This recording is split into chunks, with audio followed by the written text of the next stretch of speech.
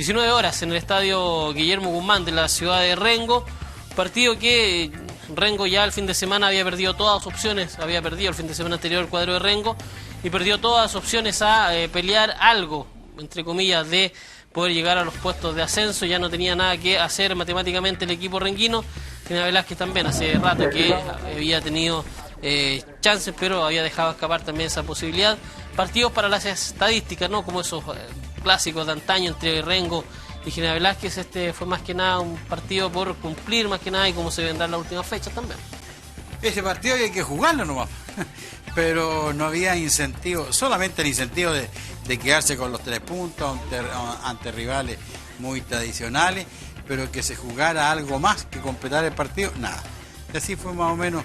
Yo creo que lo mejor que presentó Velázquez fue por ahí los últimos 20 minutos, yo diría 20 minutos, donde se veía que perdía 2-1, pero con lo que le puso en los últimos 20 minutos logró igualar 2-2 el partido. Pero no digo, en líneas generales, un partido bien bajito, salvo, repito, me quedo con los últimos 20 minutos de General Velázquez. Sí, quizás lo mejor, ¿no? Quizás lo mejor de General Velázquez fue la actitud, tal como en el partido con Gasparín en Santiago. Se vio en desventaja 2 veces Velázquez en este partido.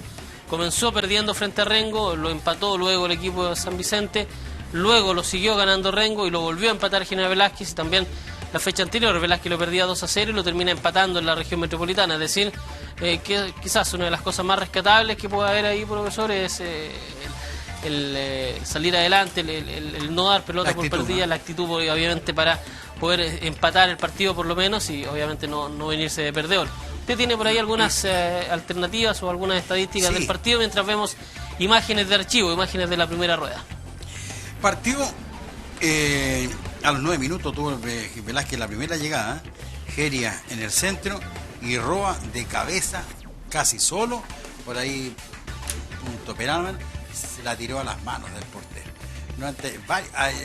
Recordamos que varias acciones así tuvo Velázquez, ocasiones claras, y no fueron bien administradas, y terminaron perdiendo esas ocasiones muy, muy buenas de gol. Pero ya en el minuto 20 vino un córner, fue el minuto 25 el primer gol del cuadro de Rengo.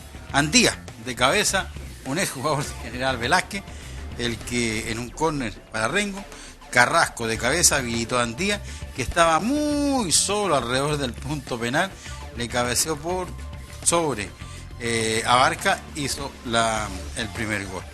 Después se equivocó un jugador de Rengo en el minuto 28 y le dio la posibilidad de un contragolpe a General Velázquez. Huerta y no pudo manejar bien cuando la ocasión era muy buena. Pero el minuto 31 del primer tiempo, Velázquez perdía 1-0 y también perdió al lateral Francisco Rojas, que fue expulsado. Francisco Núñez. Francisco Núñez, tiene razón, fue expulsado por un foul a un rival. Posteriormente, en el minuto 42, Rengo tuvo la gran oportunidad también de ponerse un 2-0, pero quien salvó la situación, Abarca, Felipe Abarca, que fue a la larga ha sido un pilar importante en la defensa de General Velázquez.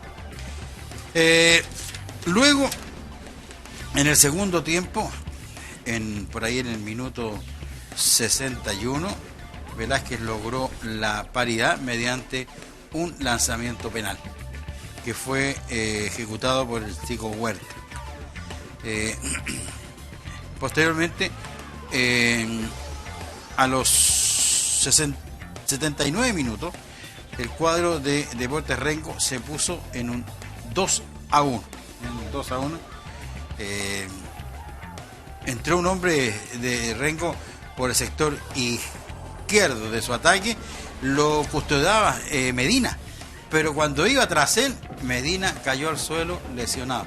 Ya había estado unos instantes antes muy, muy deteriorado, fue asistido, pero no pudo reemplazarse porque Velázquez ya había hecho los 3 cambios.